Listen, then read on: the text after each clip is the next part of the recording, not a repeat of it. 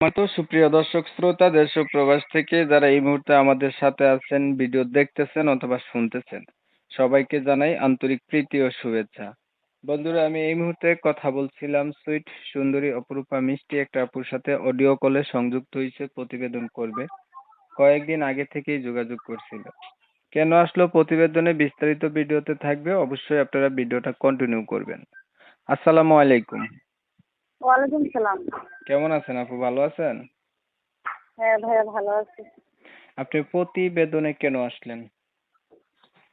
ভাই, প্রতিবেদনে অনেক একটা কষ্ট নিয়ে এসেছি ভাই। আমাদের বাড়ি ঘর বন্যায় নিয়ে গেছে। আমাদের বাড়িটা হচ্ছে নোয়াখালী, বুঝছেন? আমাদের বাড়িটা নোয়াখালী। আমি নোয়াখালী শুনছেনই তো, নোয়াখালীর ঘটনাটা কেমন হয়েছে। এই কারণে বাড়ি ঘর বন্যায় নিয়ে যাওয়া নেই, অনেক কষ্টতে আছি। কষ্টের জন্য বাবা নাই, অনেক ছোটবেলা মারা গেছে। আম্মুও বিয়ে বসে চলে গেছে। এখন দাদির কাছে থাকি। আমরা কষ্টতে আছি। একটা যদি মনের মতন একটা মানুষ চাই যে আমার পাশে থাকছে, আমার সাহায্য সহযোগিতা করবে, আমি তার পাশে থাকবো, আমার অসুবিধা নেই ভাই। প্রিয় দর্শক, আপনারা শুনছেন এই আপুটি কেন আসছে প্রতিবেদনে। আমি একটু ক্লিয়ার করে দিচ্ছি। ওনারা হচ্ছে দাদির কাছে উনি হচ্ছে থাকতেছে, দাদির কাছে আছে। ওনাদের বাড়িঘর বন্যা হয়েছে, নষ্ট হয়ে গেছে। ওনার মানে কিছু এখন নাই, নিঃস্ব হয়ে গেছে। তো উনি চাইতেছে একটা মানুষ যাতে ওনার পাশে থাকে বা দাঁড়ায়, তাহলে উনি হয়তো তার বিয়ে শাদী করে জীবন সংসার করবে। এর জন্য উনি প্রতিবেদনে আসছে। আচ্ছা, আপনার কি আগে বিয়ে হয় নাই? না ভাই, আমি বিয়ের সাথে হই নাই। আমার বয়সটা হয়েছে 5 বছর।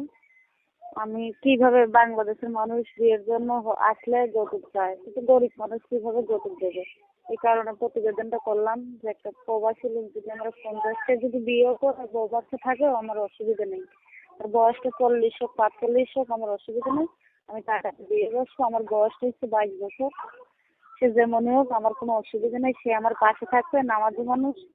5 ওয়াক্ত নামাজ পড়াবে, সে 2টা ডাল ভাত খাওয়াবে, সে আমার একটা মানুষ হইলে আমি আর কিছু চাই না ভাই। সেটা জানাই আমার অস্তিত্বটা কেমন। অনেক কষ্টতে আছি। আচ্ছা, আপনি হচ্ছে পড়াশোনা করছেন? জি না ভাইয়া, পড়াশোনা করতে পারি নাই।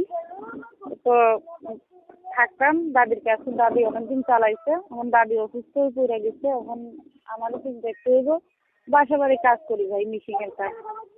বাসা বাড়িও কাজে যাইতে পারি না, যে পরিস্থিতি তো বাংলাদেশে, অনেক কষ্টতে আছি।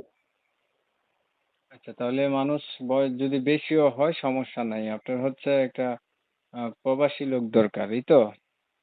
জি ভাই, জি। আপনি যেমনই হোক মানুষ, আমার কোনো অসুবিধা নেই। আপনি কি আগে কখনো প্রতিবেদন করছিলেন? এই তো জীবনের ফার্স্ট প্রথম। আচ্ছা, আর কিছু বলবেন আপনি? জি না ভাই, আর কিছু বলার নাই। প্রিয় দর্শক শ্রোতা, আপনারা এই আপুর কথা শুনছেন, তবে আমি আন্তরিকভাবে দুঃখিত। কমিউনিটি গাইডলাইনের কারণে ওনার নাম আমি নিতে পারতেছি না। ওনার নামটা ওনার কাছ থেকে জেনে নেবেন।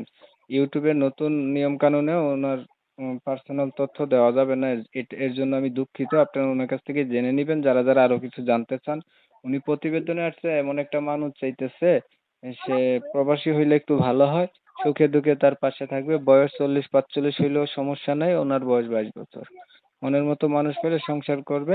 এখন আমি উনার কথাবার্তাই আপনাদের মাঝে তুলে ধরছি। আপনারা শুনছেন, শুনে যাদের কাছে ভালো লাগছে চাইলে উনার সাথে কথা বলতে পারেন। নাম্বার আছে ভিডিওতে। অনেক সময় নিয়ে ভিডিও দেখছেন, ধন্যবাদ সবাইকে। সবাই ভালো থাকবেন, সুস্থ থাকবেন। যদি ভিডিও ভালো লাগে চ্যানেলটা সাবস্ক্রাইব করে রাখবেন। আল্লাহ